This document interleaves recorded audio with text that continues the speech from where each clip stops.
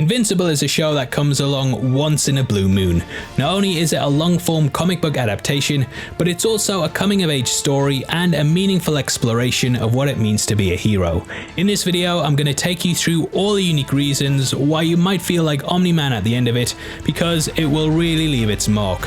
Terrible pun, but in case you didn't know, I'm Paul from the Heavy Spoilers Show, and I'm infamous for not just my bad jokes, but also how much I love the series.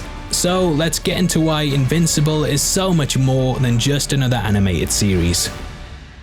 First reason has to be how subversive and fresh the show feels, and it will delight both die-hard superhero fans and newbies to the genre alike. Invincible focuses on Mark Grayson. What? I'll be out in a minute.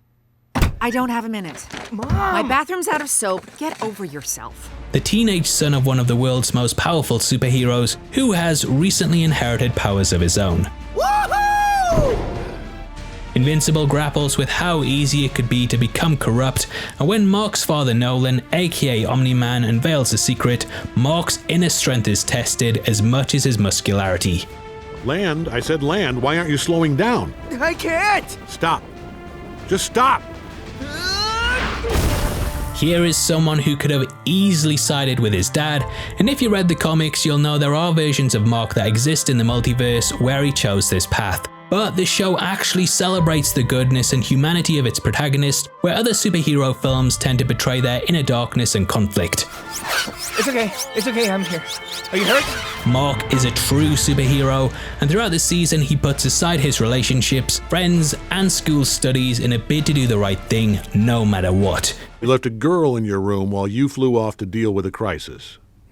Even when his dad is making him look like Glenn from The Walking Dead, who's also played by Steven Yeun, he still says something with love in his heart instead of anger, and personally I think this makes him an incredibly captivating character. You love me!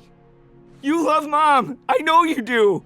And although the superhero genre also likes to show an ordinary civilian becoming extraordinary, Invincible goes to great lengths to portray Mark as someone that doesn't find it easy. He's constantly getting beat up and overpowered, and while that might sound kind of pathetic, Mark's willingness to get back up over and over again proves his heroism. I'm strong enough! And I can do this!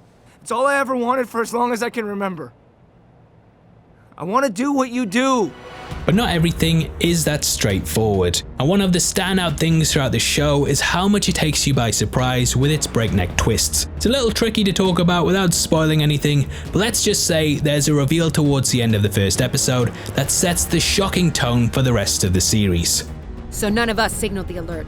Oh God, what's going on? Is it bad? Huh? Up until that point, those unfamiliar with the source material could be forgiven for thinking this is just some run-of-the-mill superhero cartoon, but this scene will definitely change your mind. What I'm about to tell you will change everything.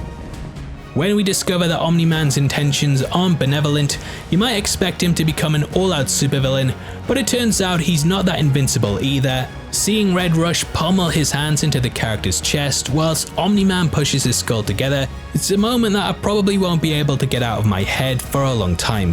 No! No! Invincible is a series with characters who will repeatedly find ways to surprise you. But if the world of superheroes and villains isn't your cup of tea, there's still plenty for you to enjoy, because Invincible also functions as a beautiful coming-of-age story. Hey, it's Mark. Ultimately, Mark is a 17-year-old boy who lives under the protection and in the shadow of his parents, and he must learn to stand on his own 2 feet. You have to move away from the normal life with me and get used to being something more. Invincible is as much about independence as it is superhero antics. Mark has to decide what kind of a hero he's going to be, and in forging his own path, he defies his father many times. Boiled down to its essential parts, Invincible is a story about a son choosing not to follow in his father's footsteps and preferring to make something of himself. The result is some moments of pure drama. And what is a coming-of-age story without a few romantic misadventures? Mark keeps his new identity a secret from his girlfriend Amber and starts hanging out with a member of the superhero clique, the Teen Team, Adam Eve.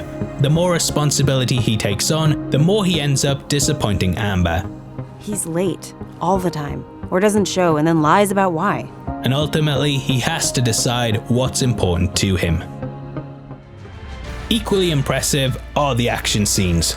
Long-form animation is rare in the genre, but Invincible manages to keep you hooked with several gory and sometimes gut-wrenching fight scenes that somehow manage to outdo the previous one. There's the fight in the clouds, the fight in the sewers, the fight in the city, the fight in space. I could go on, whether it's the attack of an alien species called the Flaxons,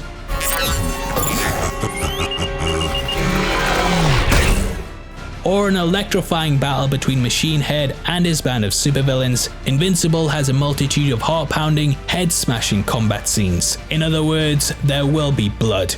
And while there have been lots of comments about the need for this hyper-violence, I do think it's crucial to establishing the world of Invincible and how hard it is to be a superhero. It's not just about the spandex and fame.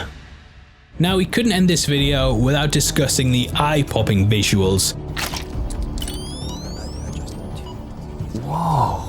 There's things in the show that you simply couldn't pull off in a live-action film or TV series, and it's allowed the animation to go in some seriously creative directions. I especially love the scene where Omni-Man fights off a kaiju, a Japanese word for strange beast, and Mark and Atom Eve arrive to help. It might not be as terrifyingly real as the kaiju in Godzilla King of the Monsters, but it's just one of the many viscerally created villains that populate the show. The intensity of the visuals are also matched with brilliant sound design, and for every explosion, thwack or punch, you also hear plenty of bone crunching and blood splattering. It's also worth mentioning that the brightly coloured costumes and scenery are a world away from the dark and almost dull looking landscapes of the MCU and DCU. Here we have stunning vistas, wonderful waterfalls, and epic solar systems, and of course a respectfully recreated Mount Rushmore, all of which serve to show that this is a world very much worth saving. Sometimes I forget how beautiful this planet can be. Invincible was an incredible first season, and there are many more reasons why you should check out the show, not least of which are the array of famous actors who lend their voices to the series. I'm excited to see where season 2 will take us, but in the meantime, I'd love to hear your thoughts on the show in the comments below. You can also hit subscribe for more videos like this one. I've been Paul with Prime Video, and I'll see you next time.